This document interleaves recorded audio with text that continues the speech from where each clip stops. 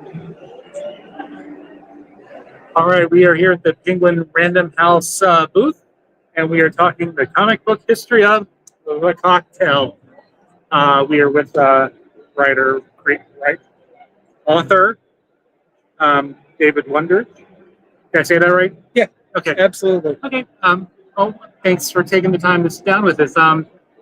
Before we get started talking about the book, do you have a history with comic books, or I've always enjoyed comic books, but more the like Crazy Cat and that kind of stuff, like comics, old comics, Tintin, Zap comics, all the underground comics. I come out of that sort of cultural milieu, okay? and so more that and less of the superhero stuff.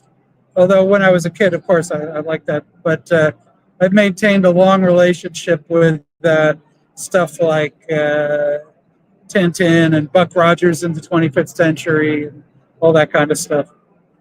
So the comic book history of the cocktail, as I compares nice with my the comic book history of beer. Yeah, it's sort of a pendant to it. You know, it's another part of the story. But So what inspired the book? well, I'd long thought of doing a cocktail themed comic because I think these are two American popular arts, and let's put them together. And then 10 Speed asked me if I'd be interested in doing the comic book history, and that was a little different from what I had in mind, but not very different. So I was happy to do it. As an excuse to do a comic book, and I thought it was fun and interesting. So is this your first? It is. Oh, okay. Yeah, my first comic. So, what inspired? You said you wanted to do a comic book theme. When you were, laying it out, what made you want to go this direction with it?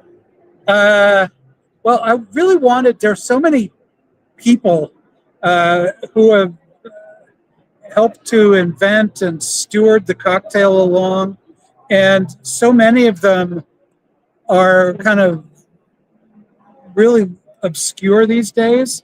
It was never bartending. Was never a profession that got a lot of press back in the day, and I really welcomed the chance to make these people come alive. To get some faces on them and physicality to them, to put them in their environment so they aren't just disembodied names. Like, oh, so and so invented this cocktail. Well, let's see them. Let's restore them to their humanity. So that was really kind of what drove me throughout, was to bring back the humanity of these very human people who made these inventions, which in many cases have given people a great deal of pleasure over many centuries. So, when you were researching the book, was there a lot of drinking and testing? And well, I mean, that's my job in general, so no more than usual. I people say to me, "Well, you get paid to drink," and it's all, no, I drink, but I get paid to write about it, and I can't write when I've been drinking. So that sort of keeps me more or less honest.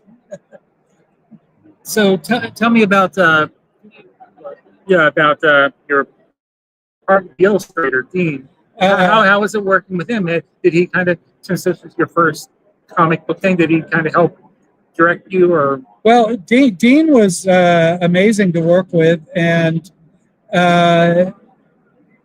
he was very ingenious at sort of understanding the directions I sent and finding the heart of them and stripping out the stuff that was extraneous. So he helped to focus the drawings, and at the same time, he was totally great with getting into the detail.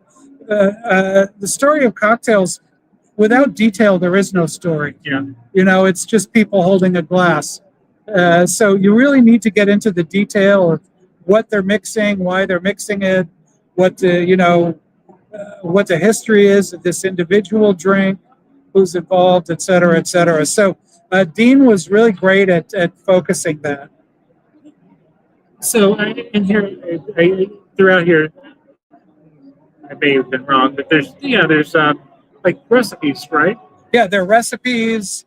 There's history. There's a it is the comic book history, and 10 Speed, my publisher, wanted a real history, like a researched history. So it's an accurate and pretty detailed history of the cocktail, but at the same time brought to life. So, in your opinion, or for you, what was the most interesting thing that you learned?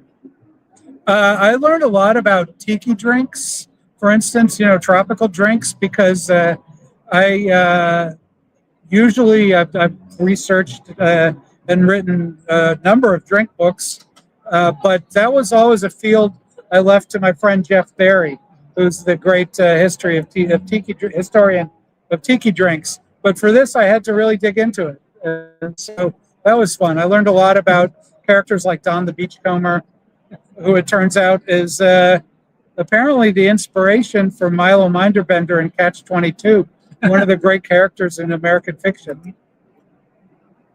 So, what do you think when people read it? What do you think, the most, I don't know, craziest, or what do you think the strangest thing that you think they'll take away from it, or hopefully take away from it? Well, they'll understand how even the kind of over-the-top drinks you get in fancy cocktail bars these days are still part of a really long tradition. They're not, completely made up out of thin air, and they'll understand how hard the fight was to bring them back, the traditions of bartending against the huge corporate forces that were arrayed against it in the 60s, 70s, and 80s. So there's that. We have a real victory in our time, a cultural victory. We can get good drinks again instead of stuff that was just like canned juice mixed with a lowest common denominator cheap spirit. Yeah.